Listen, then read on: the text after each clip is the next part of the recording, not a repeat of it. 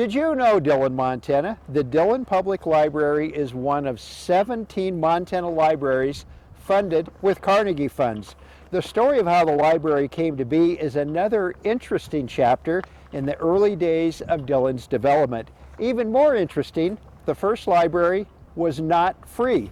The roots of the Dillon Library grew from one of the town's more popular book clubs, founded by Mrs. Sidney Hooker in 1888. Members would pay $5 a year, and the monies would buy books, and members would exchange the books with a 2-week time limit per book. That sounds familiar.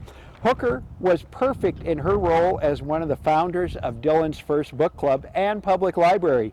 She was the grandniece of best-selling author Harriet Beecher Stowe.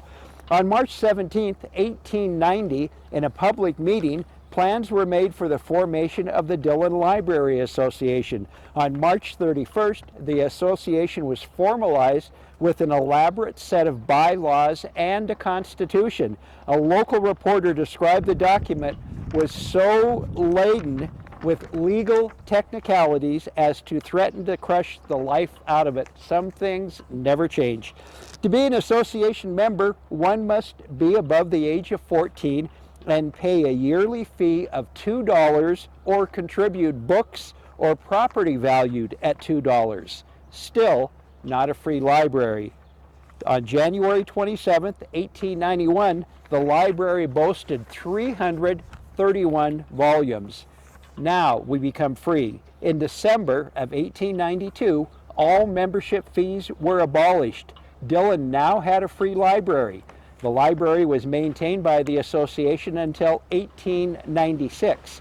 And prior to finding its permanent home at the corner of Idaho and East Glendale in 1902, the Dillon Public Library occupied space in the Masonic Temple, a room over a store, a room in the old State Bank building, and finally in the Episcopal Parish House, which was also known as the Old Courthouse. In 1896, Dillon's mayor appointed the first library board of trustees. Mrs. Hooker was one of them and was also appointed chief librarian. Also in 1896, a city property tax of 1 mill was passed to support the library. Early in 1901, Reverend Henry F. Cope, the local Baptist minister, began correspondence with Andrew Carnegie. Carnegie's secretary replied with a letter and the following conditions. If the city of Dillon will support a free library for $750 a year and provide a suitable site, Carnegie would donate $7,500. A Carnegie Library is a library built with money donated by Scottish-American businessman and philanthropist Andrew Carnegie. A total of 2,509 Carnegie libraries were built between 1883 and 1929. Shortly after the City Council passed a resolution to accept Carnegie's proposal, a building board was appointed. Helena architect C.S. Hare was hired to design the new building. A.F. Grader, Bannock pioneer and successful local businessman, donated the land. His only provision was that the library always be used for education.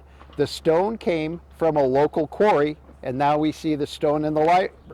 The Romanesque rival structure, complete with a steep gable, octagonal tower, semicircular arches, and friendly, book-loving gargoyles, was completed December 22, 1902. Beginning at noon, books were moved to the new building. The new Dillon Public Library officially opened its doors on December 27th. The final cost was $8,600. The extra $1,100 was for parts not in Carnegie's original library plan, including the tower, but it was what Mrs. Hooker wanted. Local funding supplied the extra funds. Due to ill health, Mrs. Hooker could not continue her duties as chief librarian, and Mary Ennis, a local elementary school teacher, took over. Ennis held the position until 1962.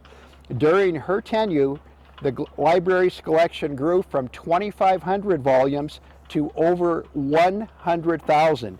In 1959, Grader's daughter donated a picture of Grader to hang in the library next to the one of Andrew Carnegie. Now, 117 years later, our library remains the best in service to our community, and that great service has been recognized. In April of this year, the Dillon Public Library was named the best public library in the state of Montana. Now you know Dillon, Montana. Oh, by the way, did you know the gargoyles have names?